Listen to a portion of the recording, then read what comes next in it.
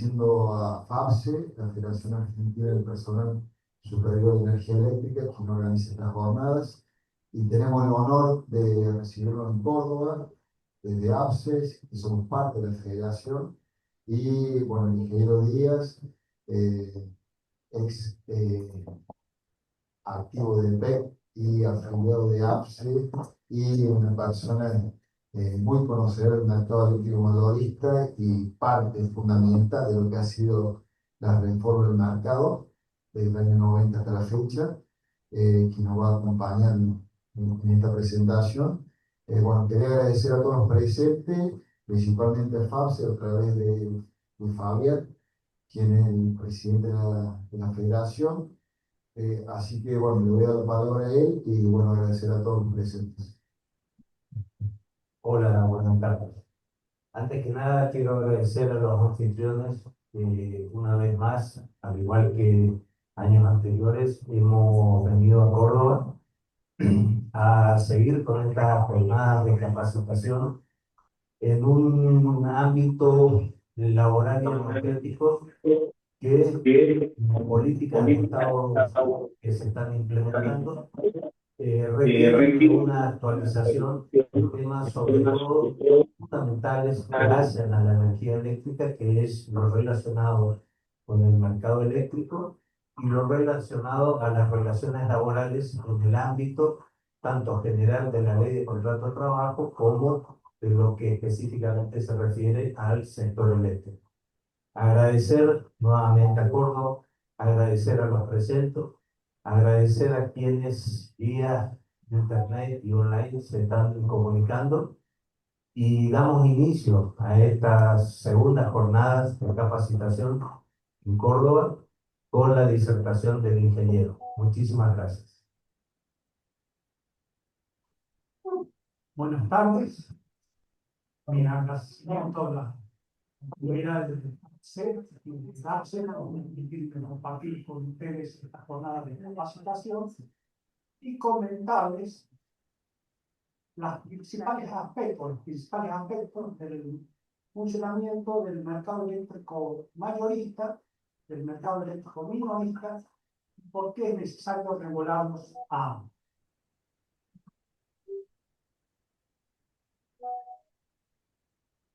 Acá vamos a exponerles el siguiente tema. Vamos a hacer una introducción, vamos a describir las principales características del servicio eléctrico, las etapas concretas del proceso productivo de la energía.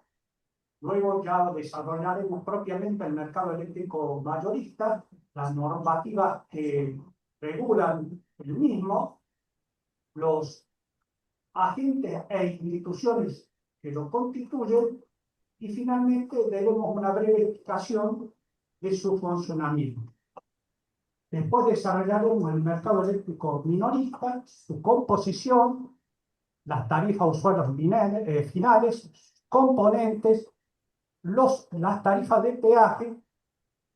Comentaremos y describiremos cómo se conforman los precios estacionales y los subsidios que hoy en día aplica a los precios estacionales la Secretaría de Energía de la Nación. Y finalmente vemos el tema de la regulación del servicio eléctrico.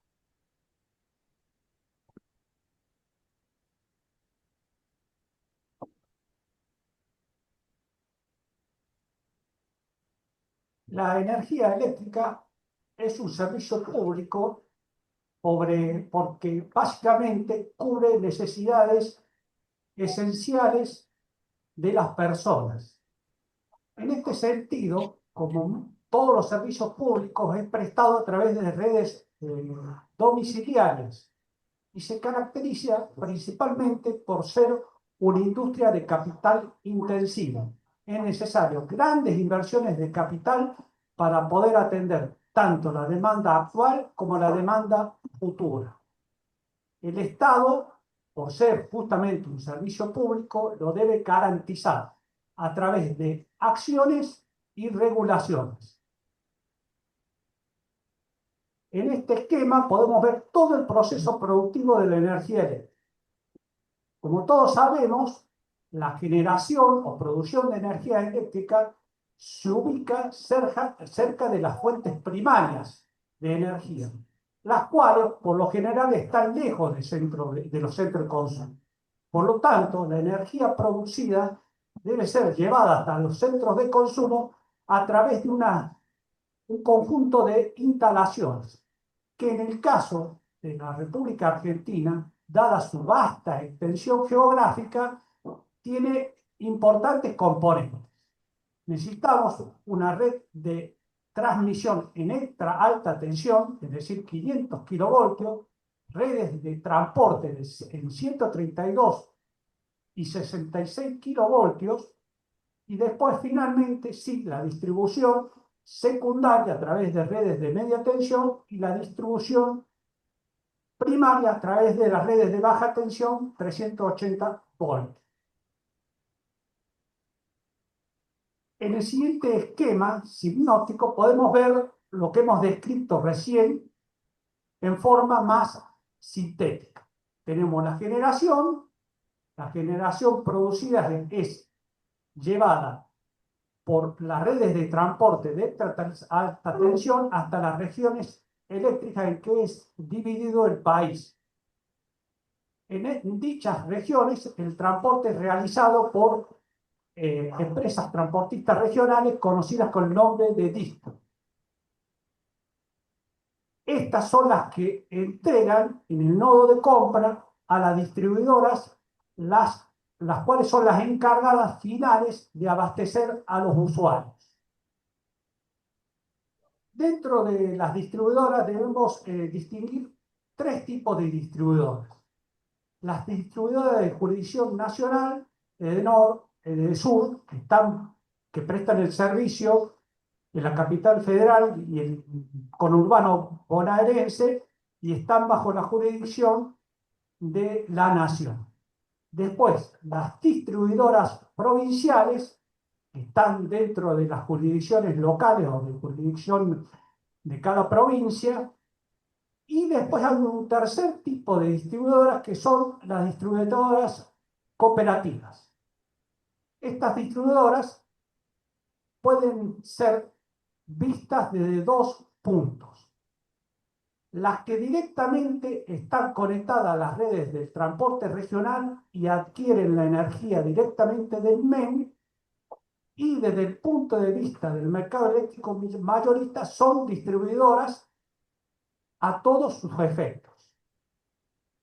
Hay otro tipo de cooperativas, como ejemplo, las que existen en la provincia de Córdoba, en la provincia de Santa Fe, las cuales están directamente conectadas al distribuidor provincial y no forman parte del mercado eléctrico mayorista. Es decir, este no las ve como distribuidores, sino que la demanda que éstas requieren para atender sus usuarios la realizan o se vinculan al mercado eléctrico mayorista hasta a través del distribuidor del área o la zona bajo la cual ellos se encuentran prestando el servicio.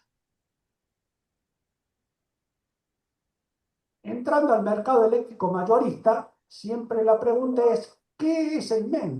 El MEN no es más ni menos que, como cualquier otro mercado, el punto de encuentro de la oferta y la demanda. En el mercado eléctrico, la oferta está representada por los generadores y la demanda por los grandes usuarios y los distribuidores. El marco que regula la actividad eléctrica en la República Argentina está establecido por la Ley 24065, dictada en el año 1992, la cual establece importantes reformas a las que venían rigiendo y establecidas por la Ley 15336. La principal innovación de este marco regulatorio es justamente la creación del MEN, pero hay un segundo ítem: la segmentación del mercado. Esta segmentación del mercado no solo se realiza por sus condiciones técnicas, sino también por sus características económicas. De tal forma, se considera la generación, la distribución y el transporte de la energía eléctrica como distintas partes, componentes del servicio. La generación, debido a sus características económicas propias, es definido como un mercado competitivo. ¿Por qué es un mercado competitivo? Porque hay multiplicidad de oferentes y multiplicidad de demandantes. Provee un producto homogéneo. Hay libertad de entrada y salida y hay acceso a la información. En este mercado competitivo, los generadores hacen su venta al mercado mayorista o también la pueden realizar a través del precio libre directamente a la demanda. La generación es despachada por Gamesa a través de un sistema de despacho económico, por lo cual el generador con costos más bajos para producir la energía, costos variables más bajos para producir la energía, es la que es despachado primeramente y después así sucesivamente por costos crecientes.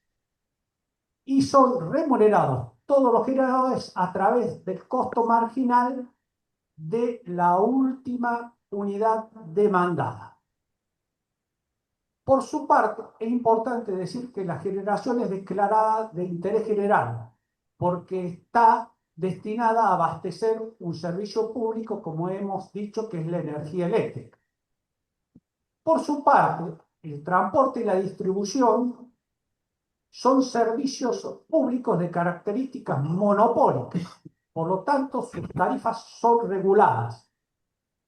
Dentro del ámbito de su competencia, la Nación ha concesionado los servicios de transporte y distribución que están bajo su jurisdicción. La principal característica del transporte es que los transportistas no compran ni venden energía, solo la llevan desde el punto de generación al punto de distribución o de demanda representada por los distribuidores y los grandes usuarios.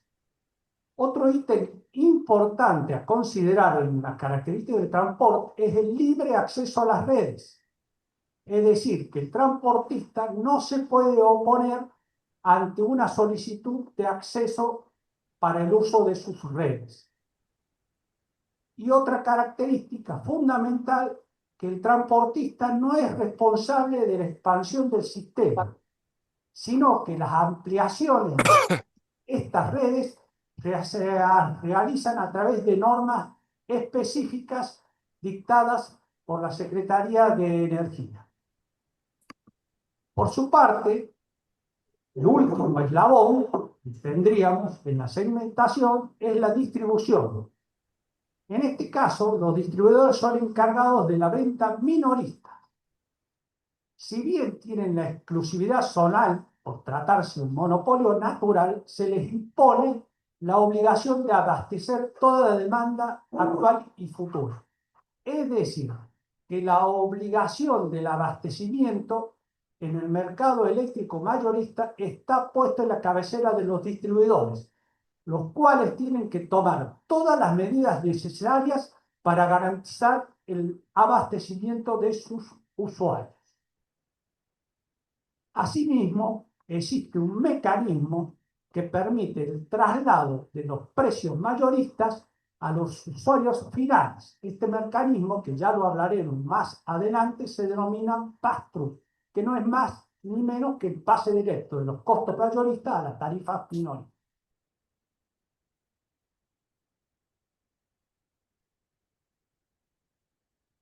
Definidos más o menos los segmentos que constituyen el mercado eléctrico mayorista, es importante definir o comentarles sobre las distintas instituciones que participan del mismo. La autoridad máxima en materia energética en el país es la Secretaría de Energía, quien define las políticas energéticas y dicta las normativas que regulan el sector. Asimismo, hay un ente o un organismo denominado Consejo General de la Energía Eléctrica, que es el encargado de asesorar a la nación y a la provincia en materia de energía eléctrica. Y como cualquier otro Consejo Federal de los que existen en el país, está constituido por la nación y las provincias. La ley 24065 crea a CAMESA. Anteriormente a la misma, esta compañía no existía. CAMESA es la compañía administradora del mercado mayorista eléctrico y es la autoridad de administración y de gestión del MEN. Sus funciones, si bien son varias, las podemos resumir en dos. Una función administrativa, que se refiere al cálculo de las transacciones económicas que corresponden a la facturación por las compras que realizan los distribuidores y la liquidación de venta por la venta que justamente realizan los generadores. Y después tienen funciones técnicas. Atento, que es la responsable de la operación del sistema, con los fines de optimizar el uso de los recursos físicos, maximizando la seguridad y la calidad del servicio eléctrico. Y otro ítem importante a considerar, que CAMESA debe orientar el funcionamiento del sistema eléctrico a los efectos de minimizar los costos del mercado. Otro organismo creado por la ley de 24065 es el Ente Nacional Regulador de la Electricidad, que es la autoridad de fiscalización, control y arbitraje dentro de todo aquello que esté en la competencia o en la jurisdicción nacional. Su función es la de controlar, vigilar y fiscalizar el cumplimiento de las normas que regulan el servicio. Asimismo, es la responsable de fijar las tarifas de transporte y de distribución. Estas últimas únicamente las que están bajo la jurisdicción nacional, que son las empresas Edenor y Edesur, que prestan el servicio en la ciudad de Buenos Aires y en el cono urbano bonaerense, como ya lo hemos dicho. Asimismo, el ENRE actúa como autoridad de arbitraje ante conflictos que puedan originarse en el MEN.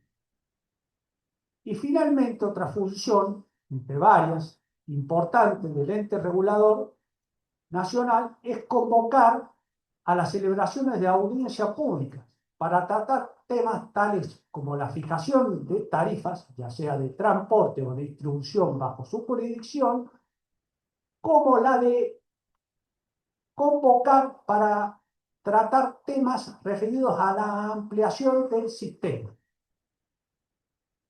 Es decir, previo a definir, esto es importante, porque previo a definir una ampliación del sistema eléctrico referido a las instalaciones, sobre todo de transporte, interviene el ENRE y se celebra una audiencia pública.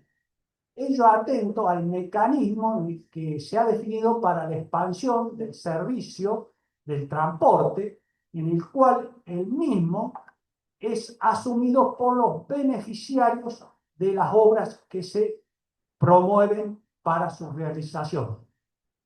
Esto, por supuesto, dentro del mecanismo establecido por la normativa. No obstante, hay obras que se han realizado en el pasado, como ser el famoso cierre del NOANEA, que ha sido impulsado por el Consejo Federal de la Energía, con una planificación centralizada, no obstante lo cual su proceso ha sido seguido también por el ENRE y tuvo su celebración de una audiencia pública a dichos efectos.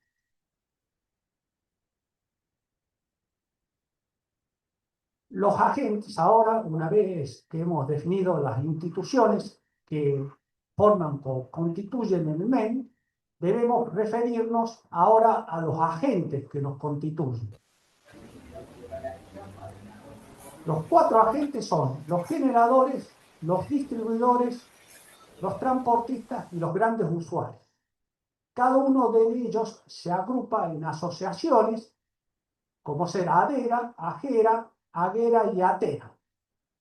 Estas cuatro asociaciones forman parte de CAMESA, teniendo el 20% de las acciones de la compañía, cada una de ellas, y el restante 20% es del Estado Nacional, en el cual la Secretaría de Energía es la que preside el directorio de CAMESA. Los generadores pueden ser públicos, del Estado Nacional o del Estado Provincial, o pueden ser privados. En la actualidad existen más de 100 empresas generadoras, la mayoría de los cuales cuentan con más de una planta de generación. Y a dichos fines utilizan diversas fuentes primarias de energía, como ser el viento, en el caso de las centrales eólicas, la radiación solar, como las fotovoltaicas, o los combustibles fósiles, como lo hacen las centrales térmicas convencionales, o los combustibles nucleares, como lo hacen las centrales nucleares.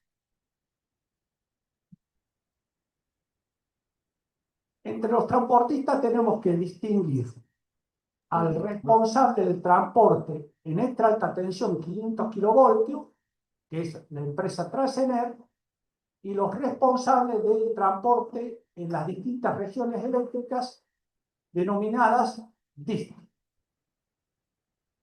Entre las distros más destacadas podemos nombrar a Distro Cuyo, Transnea, Transnoa, Trasbat, que es la transportista regional de la provincia de Buenos Aires. Finalmente, el último eslabón del proceso productivo, los distribuidores. Ya hemos señalado que los distribuidores pueden considerarse agrupados en tres tipos, como son los distribuidores provinciales, los distribuidores de jurisdicción nacional y los distribuidores cooperativos. Ahí en ese plano podemos observar la gran cantidad de distribuidores que existen en el país. Cada provincia tiene su distribuidor provincial y asimismo hay distribuidoras cooperativas en las provincias de Buenos Aires. Acá cuando hablemos de distribuidoras cooperativas son distribuidoras que han solicitado y han sido aceptadas en el MEN para actuar como distribuidoras del MEN. Existen, como ya hemos dicho, distribuidoras cooperativas locales en cada provincia que no forman parte del mercado eléctrico mayorista. Otro ejemplo donde existe una distribuidora cooperativa que sí forma parte del MEN está la provincia de Mendoza, donde está la cooperativa de Godoy Cruz, o Entre Ríos, donde tiene la cooperativa de Concordia y de Gualeguaychú, que forman parte del mercado eléctrico mayorista. Finalmente, el último agente del mercado a considerar son los grandes usuarios. Los grandes usuarios son aquellos que, al reunir requisitos definidos por la Secretaría de Energía, pueden optar por comprar su abastecimiento en forma directa al MEN, celebrando un contrato a través de un generador, o, si así lo optares, seguir haciéndolo a través del distribuidor dentro de su área de cobertura. Los usuarios los podemos clasificar entonces en dos grupos. Los usuarios del MEN, los cuales son agrupados en tres: los GUMAS, todos aquellos usuarios que demandan más de 1000 kilovatios. Hoy en día, en el mercado eléctrico mayorista hay más o menos unos 400 GUMAs. Los GUMES, que son aquellos usuarios que demandan entre 100 y 2000 kilovatios, existiendo aproximadamente 5000 GUMES. Y finalmente, una figura que nunca se terminó de asentar en el mercado son los UPA, que son aquellos usuarios de 40 a 100 kilovatios que deciden acceder al mercado eléctrico mayorista. No obstante, como dijimos, solo hay 20 usuarios UPA en el mercado hoy en día. Y después tenemos los usuarios del distribuidor o de las distribuidoras. Estos usuarios se pueden clasificar en dos grupos: los goodies y los usuarios comunes o restos de los usuarios. Los goodies, que son más o menos 6500, son usuarios que tienen más de 300 kilovatios, que siguen siendo abastecidos en forma directa por el distribuidor del área. No obstante, la Secretaría de Energía puede dictar normas que los afecten y que los avalen. Ellos atentos a sus características y a los efectos de que los grandes usuarios del mercado y los grandes usuarios del distribuidor están en igualdades para prestar el servicio, en igualdades más bien técnicas y económicas. Y finalmente tenemos los usuarios o el resto de los usuarios, que son los menores a 300 kilovatios, que corresponden a los residenciales, pequeñas y medianas demandas comerciales, industriales, de servicios, alumbrado público, etc. Que estos son, sí, son directamente usuarios del distribuidor, y hay más o menos 16.600.000 usuarios de estas características en el país. Sí. Ahora, en este esquema, vamos a intentar resumir cómo funciona el mercado eléctrico mayorista. A la izquierda tenemos los oferentes, que son los distintos tipos de generadores y las interconexiones cuando actúan como importadoras de energía. A la derecha tenemos los demandantes, que como hemos dicho son los distribuidores, los clientes libres y las interconexiones cuando actúan como exportadoras de energía. El vínculo entre ambos es realizado a través del transporte, que es el encargado de llevar la energía producida por los generadores hasta la demanda. El transporte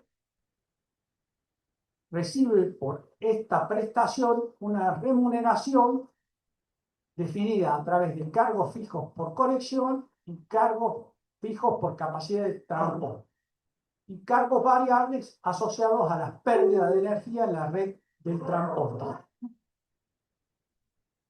Dentro del mercado eléctrico mayorista, los generadores pueden vender su producción a través de dos mercados. Uno que funciona como venta directa a cabeza, que es el mercado spot. El mercado spot es un mercado de alta volatilidad y de corto plazo, el cual varía hora a hora y su valor es determinado por el costo marginal de la próxima unidad de demanda a ser satisfecha. A dichos fines, CAMESA enleca las máquinas de acuerdo a sus costos variables de producción. Ingeniero, Sí. ¿esto se puede dar por exceso de demanda por parte de los consumidores en el mercado spot? No, el mercado spot siempre está presente. Es el mercado al cual venden los generadores al mercado eléctrico mayorista. Ya vamos a ver cómo compran los demandantes. También los generadores pueden directamente vender su producción a través del mercado a término a la demanda representada por los distribuidores y los grandes usuarios. En este mercado a término, los precios, cantidades y condiciones son libremente pactadas por las partes. Ahora bien, hemos visto entonces que la generación puede vender al mercado spot vía camisa o directamente puede hacerlo a los demandantes a través de contratos alternos. Ahora bien, ¿cómo adquieren los demandantes la energía? En el caso de los distribuidores hay dos mecanismos. A través de los precios estacionales definidos por la Secretaría de Energía o a través del mercado a término contratando directamente con un generador. En el caso de los distribuidores es importante considerar los precios estacionales. ¿Qué son los precios estacionales? No son más que los precios spot estabilizados. Ustedes imaginen si nosotros tenemos que construir la tarifa a usuarios finales de un distribuidor, si los precios están variando hora a hora. Es imposible realizar su traslado a los usuarios finales. Entonces, ¿qué es lo que se hace? Se los estabiliza. Dicha estabilización es realizada ex ante. Semestralmente, Gamesa hace un estudio o una proyección del mercado, tanto de oferta y de demanda, y saca un promedio del costo de la energía para esos próximos 6 meses. Estas programaciones estacionales, como se llaman, pueden ser revisadas trimestralmente o son revisadas trimestralmente por Gamesa. Esas programaciones son elevadas a la Secretaría de Energía, la cual define o establece los precios estacionales a los cuales van a comprar los distribuidores la energía que necesitan para abastecer sus usuarios directos. Y después tenemos la demanda representada por los grandes usuarios del mercado eléctrico mayorista, que en este caso compran su energía en el mercado a término. Es decir, deben celebrar un contrato con un generador. Es decir, no tienen la doble posibilidad como los distribuidores de acceder a dos mercados. Los clientes libres compran únicamente en el mercado alterno. Si bien hay posibilidad de transar los saldos en el mercado, saldos faltantes en los contratos entre grandes usuarios generales y generadores en el mercado spot, esta posibilidad se presenta en determinados casos y ante las restricciones impuestas por la Secretaría de Energía últimamente, mejor dicho, en los últimos años, se ha producido una restricción en este tipo de opción.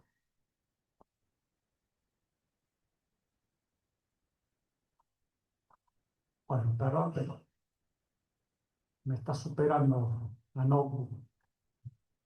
Bueno, habiendo ya definido el funcionamiento, los componentes, las instituciones del mercado eléctrico mayorista, ahora nos toca desarrollar el mercado eléctrico minorista. El mercado eléctrico minorista está compuesto por el distribuidor, el cual en este caso representa no a la demanda, sino a la oferta.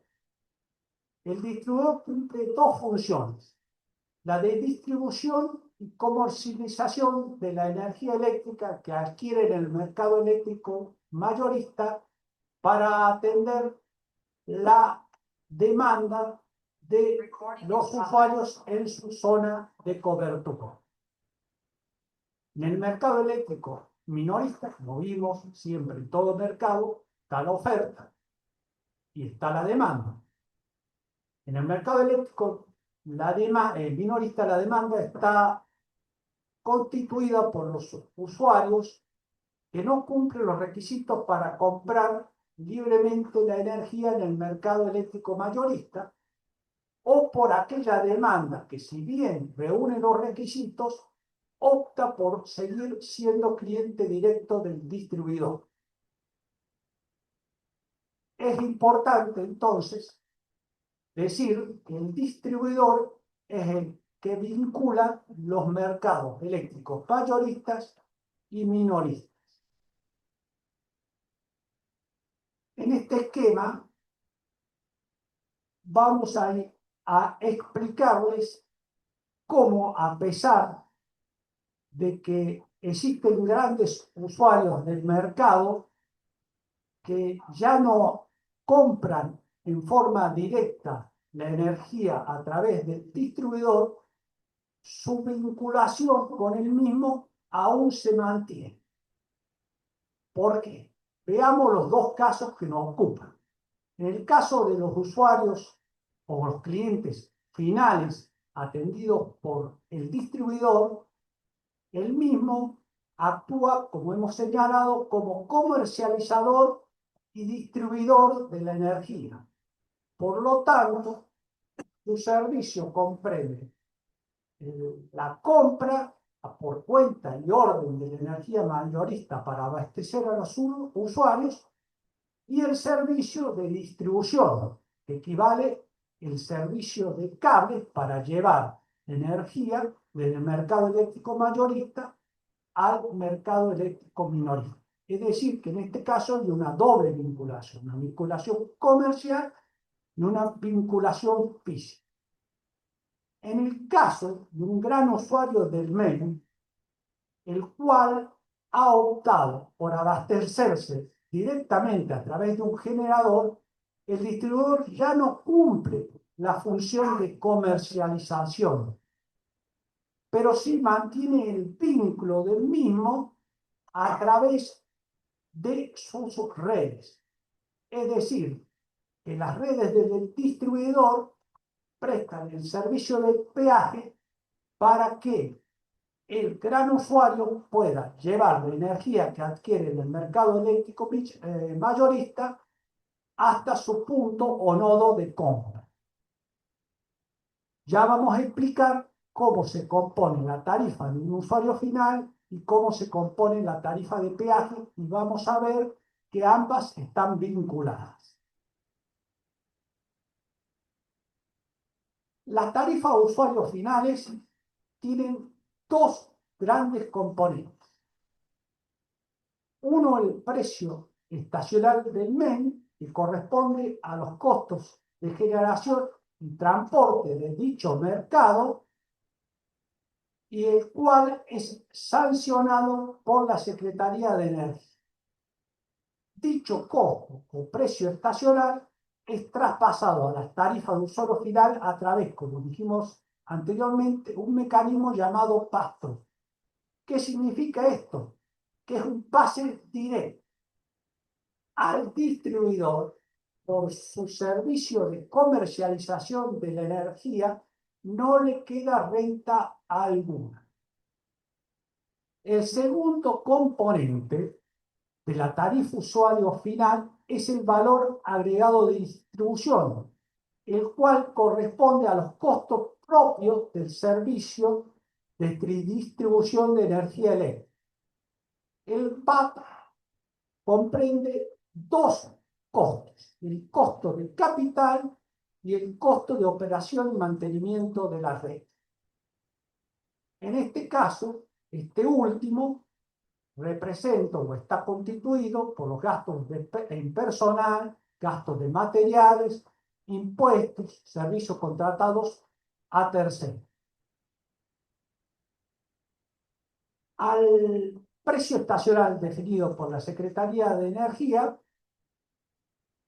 se le agregan, como parte del costo de compra, el Fondo Nacional de la Energía y las pérdidas en la red del distribuidor. Las pérdidas reconocidas por la autoridad regulatoria competente para el servicio de distribución que realizan las empresas prestadoras de dicho servicio.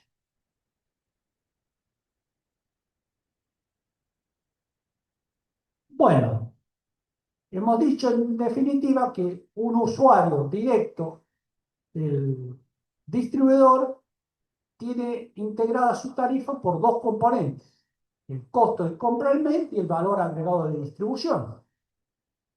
En el caso de un gran usuario del mercado que ha optado por comprar su energía a través de un generador, dicho componente de tarifa no existe. Por lo cual, la tarifa de peaje que debe pagarla al distribuidor por el servicio de distribución no es más ni menos que el valor agregado de distribución que estaba contenido en la tarifa a usuario final. Es decir, que en ambos casos el valor agregado de distribución es el mismo. Esto se debe a que el mercado exige un trato no discriminatorio para los grandes usuarios del MED en materia tarifaria.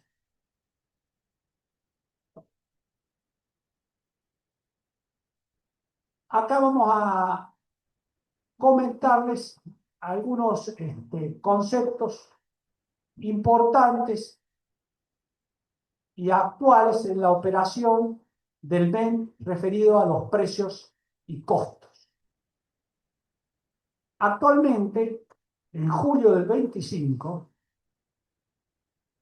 el costo de la energía producida y transportada por el mercado eléctrico mayorista rondó los 130.000 pesos por megavatio hora. No obstante, los distribuidores compraron a un precio estacional fijado por la Secretaría de Energía de alrededor de 68.000 pesos por megavatio hora. Es decir, que hay una diferencia entre el costo de producción y el precio de venta. Dicha diferencia es cubierta por el Estado Nacional como un subsidio a la energía eléctrica. Hoy en día, en julio del 25, dicho grado de cobertura ha sido del 52%. Es decir, que aún estamos lejos de que la demanda cubra la totalidad de los costos que demanda la producción y transporte de la energía eléctrica. Observemos que en julio del 24 esa cobertura era del 58%. No obstante, los precios estacionales, a través de los que compran los distribuidores, están subsidiados de distintas formas de acuerdo al destino que tenga la energía que adquiere el distribuidor. Todos hemos oído ya hablar de los usuarios de nivel, esto tanto para el gas como la electricidad, los usuarios de nivel 1, que son los de mayores ingresos, los usuarios de nivel 2, que son los de menores ingresos, y los usuarios de nivel 3, que son los de ingresos medios. Es importante destacar que el grado de cobertura de un usuario de bajos ingresos hoy en día es del 23%. De un usuario de ingresos medios es del 32%. Y un usuario de alto ingreso está cubriendo solo el 63% del costo de producción. En definitiva, los usuarios residenciales hoy solo cubren el 40% del costo de producción. Por su parte, los usuarios comerciales cubren el 63% de ese costo. Y los usuarios industriales mayores de 300 kilovatios, el 92% de los costos. Es decir, que el nivel de subsidio aún hoy, pese a todos los ajustes que se han realizado, es importante. En este gráfico vamos a intentar explicar en forma sencilla y resumida los efectos que tienen los subsidios sobre la oferta y la demanda. Todos lo sabemos, por lo menos contadores y los ingenieros también, y también el ciudadano común, que la oferta y la demanda se cruzan en un punto de equilibrio. Dicho punto de equilibrio está determinado por un precio y un volumen de equilibrio. Es decir, que es el punto donde la demanda está dispuesta a comprar a dicho precio determinadas cantidades y la oferta está dispuesta a vender.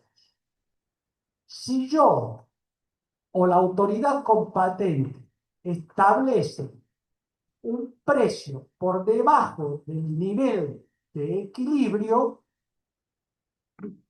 ello origina una sobredemanda del producto. Esa sobredemanda origina una ineficiencia en la asignación de los recursos. Y si consideramos el sector eléctrico, como dijimos, el costo de producción está directamente asociado a la demanda real del mercado, atento de que el costo se va incrementando a medida de que aumenta la demanda, atento que es necesario despachar máquinas más eficientes. Es decir, que a dicha sobredemanda es atendida con un sobrecosto de la oferta. La diferencia entre el precio que paga la demanda y la oferta genera el déficit a cubrir por, en este caso, la nación.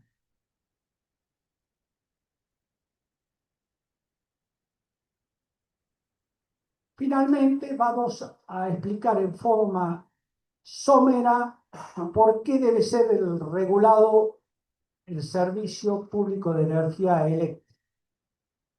Hemos dicho que el transporte y la distribución son servicios públicos con características de monopolio natural. Siempre la palabra monopolio está asociado a una situación no deseada. No obstante, en el caso de la energía eléctrica, y más particularmente en los servicios de transporte y distribución, el monopolio natural es la forma más eficiente de entregar dichos servicios. ¿Por qué? En forma sencilla, duplicar las redes de transporte y distribución no es, desde el punto de vista económico, una forma eficiente de prestar el servicio. Por lo tanto, al ser un monopolio natural, para evitar el abuso monopólico, es necesario que la autoridad competente lo regule. Lo regule para restablecer el equilibrio entre la oferta y la demanda y mejorar la asignación de los recursos.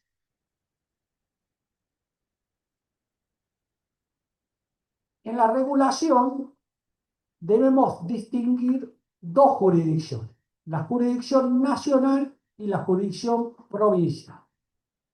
La nación es la encargada de regular la generación y el transporte de energía eléctrica. Y las distribuidoras con jurisdicción nacional, como ya hemos dicho, Edenor y Edesur. Y las provincias son las encargadas de regular los mercados minoristas y el servicio de distribución. En el caso de las transportistas regionales, hay muchas provincias, como ser Santa Fe, Córdoba, La Pampa y Entre Ríos, donde no existen transportistas regionales, sino que el servicio de transporte en alta tensión es realizado por la propia distribuidora provincial del área de cobertura. En este caso hay una doble regulación. Cuando las redes son utilizadas a los efectos, las redes de 132, estamos hablando de redes de alta tensión, son utilizadas para atender la demanda de los clientes, usuarios finales del distribuidor, dichas redes son reguladas por las provincias. No obstante, cuando dichas redes son utilizadas para interconexiones provinciales o para permitir a las generadoras acceder al mercado eléctrico mayorista, dichas redes son de regulación nacional. En Córdoba tenemos vinculación o interconexiones con la provincia de San Luis y con La Pampa. Dichas interconexiones son reguladas por la nación.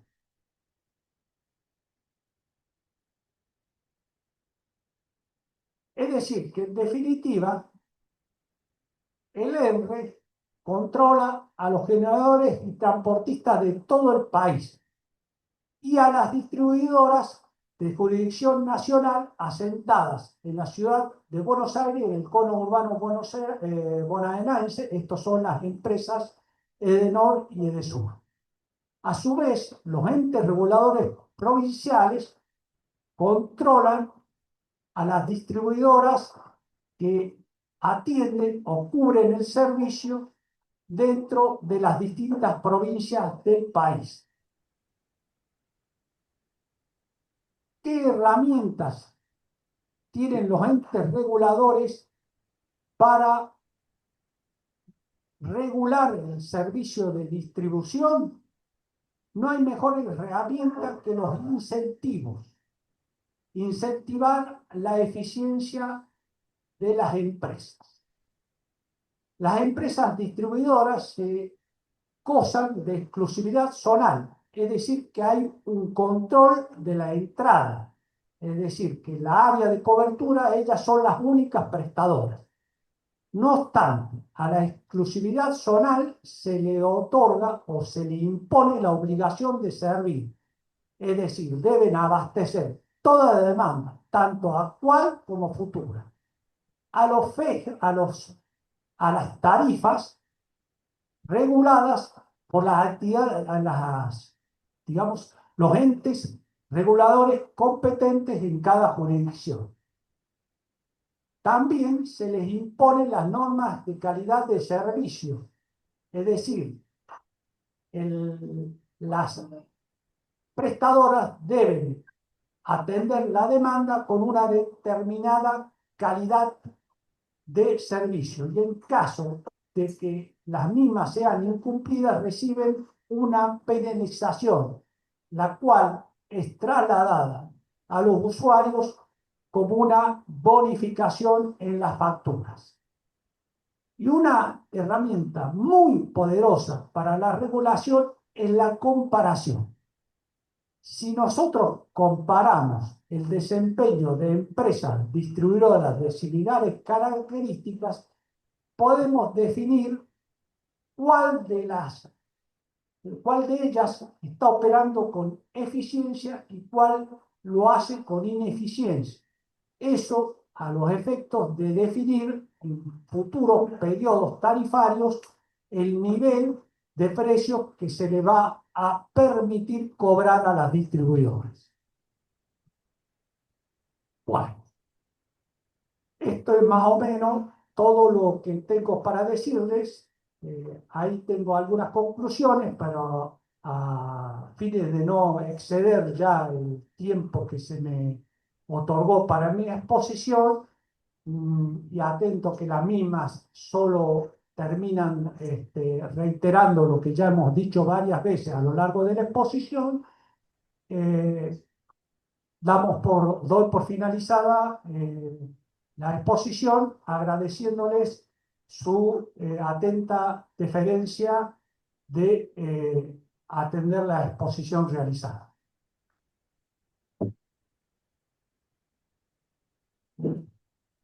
Quedo a disposición para cualquier pregunta que quieran realizar, tanto el auditorio presente como el conectado a través de Internet.